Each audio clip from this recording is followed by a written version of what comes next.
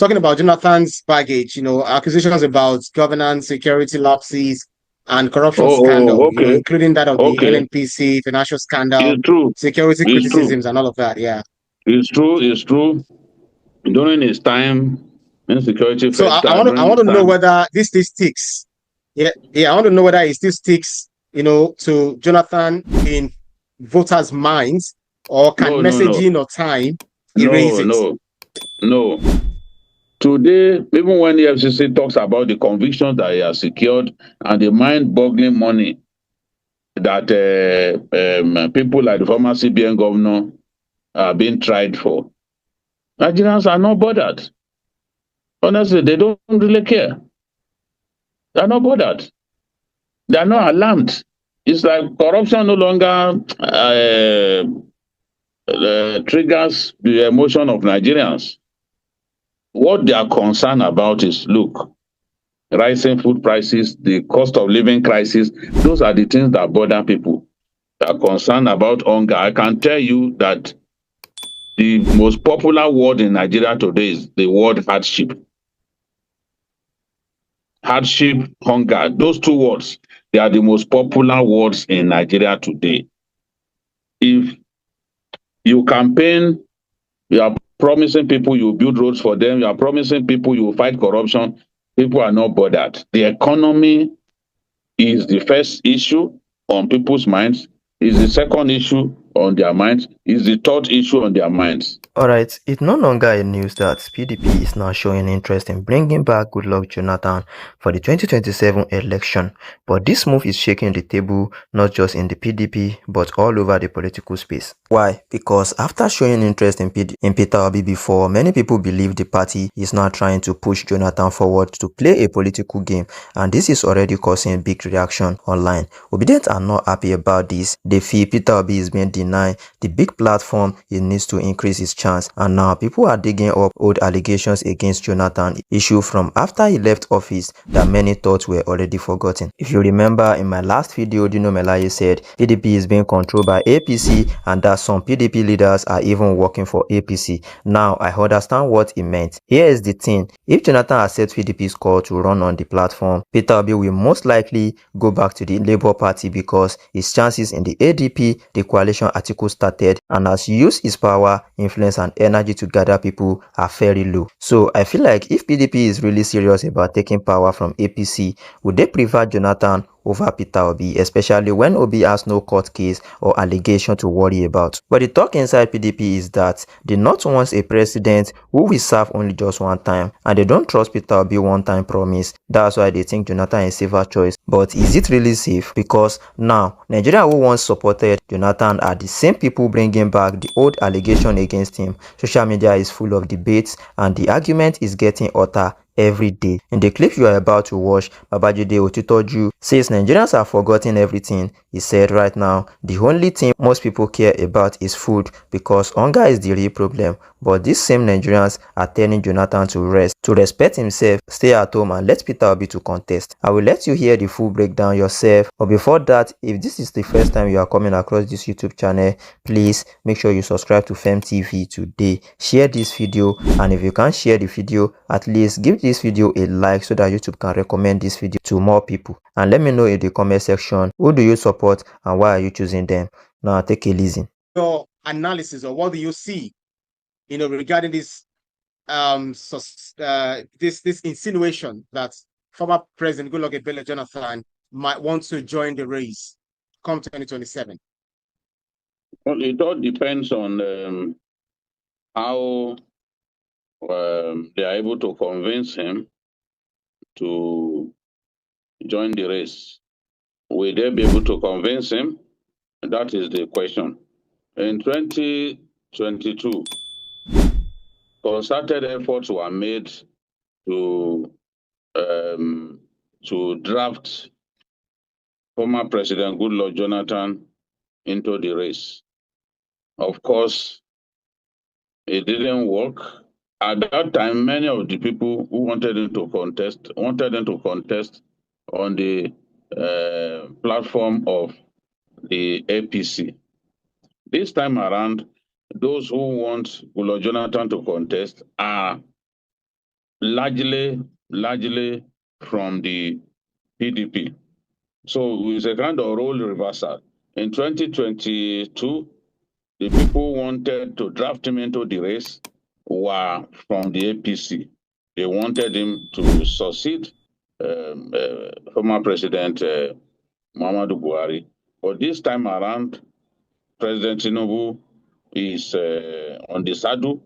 Now, those who want Jonathan to contest, they are actually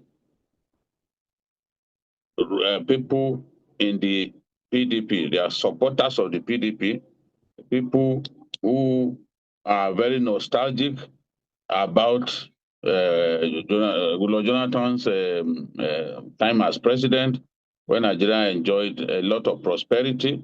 We were the second fastest growing economy in the world after China. And people still have fond memories of that era. As far as they are concerned, Goodluck Jonathan is the person who can actually make good things happen for Nigerians, put an end to the hunger that is going on in the country,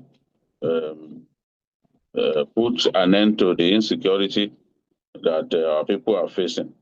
So, and to add fire to the fuel, Sule Lamido, former governor of Jigawa State, former Minister of Foreign Affairs, joined the bandwagon when he said, if the PDP had indeed made up its mind to zone the presidency to the south, because at the end of their NEC meeting about 2 weeks ago, it was decided that power should go to the south. So PDP leaders decided that presidency should be zoned to the south. So seeing that that is the case, Sule Lamido said that if indeed the leaders of the PDP had made up their minds to zone the presidency to southern Nigeria, there is nobody stronger than Goodluck Jonathan, to be the standard bearer of the party, to be the presidential candidate of the party. Because of his pedigree, he's been president. Even if some of them have been governors or ministers, there is no one with Goodluck Jonathan's pedigree, because he was president for 6 years. So that is the point. I think that the renewed call for Jonathan to throw his, yes, that is the thing. The decision of the NEC of the PDP to zone the presidency to southern Nigeria has now reinforced agitation for Goodluck Jonathan to throw his hat in the ring and contest the presidency against Bola Ahmed Tinubu. Many of them believe that Jonathan will get the support of the North, and the North knows that after those 4 years, Jonathan will not be able to contest, will be ineligible to contest after 4 years. Yeah, the second part of the question is just a moment, please.